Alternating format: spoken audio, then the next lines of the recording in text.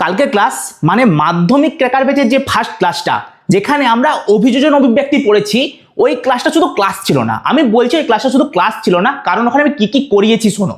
ওখানে প্রথমত আমি প্রত্যেকটা কনসেপ্ট ধরে ধরে বুঝিয়েছি। দ্বিতীয়ত ওখানে কোন প্রশ্ন কোন সালে এসেছিল, প্রিভিয়াস ইয়ারে কোনটা এসেছিল এবং এবছর কোনটা আসতে চলেছে, আমি প্রত্যেকটা প্রশ্ন ধরে ধরে করিয়েছি এবং প্রিভিয়াস ইয়ারের প্রত্যেকটা প্রশ্ন আমি করিয়েছি। আমি বলছি তুমি যদি ওই ক্লাসটা করে নাও, তোমার ওই চ্যাপ্টারের কনসেপ্ট তো ক্লিয়ার হবেই, প্লাস তুমি জানতে পেরে যাবে আগে থেকে যে কোন প্রশ্ন আসতে চলেছে মাধ্যমিকে। আমি বলছি ওর বাইরে একটাও কোশ্চেন আসবে না।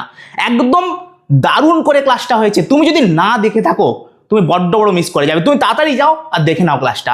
আর অবশ্যই এটা বলে যাও যারা দেখে নিয়েছো অলরেডি, তারা আমাকে একটা কথার উত্তর দিয়ে যাও যে নেক্সট তোমরা কোন চ্যাপ্টারের এইভাবে একটা ওয়ান শট চাও, যেখানে একদম কনসেপ্ট ক্লিয়ার হবে, প্লাস তোমাদের যা ডাউট আছে সেগুলো ক্লিয়ার হবে, প্লাস কোন প্রশ্ন আসতে চলেছে সেটাও জানতে পারবে।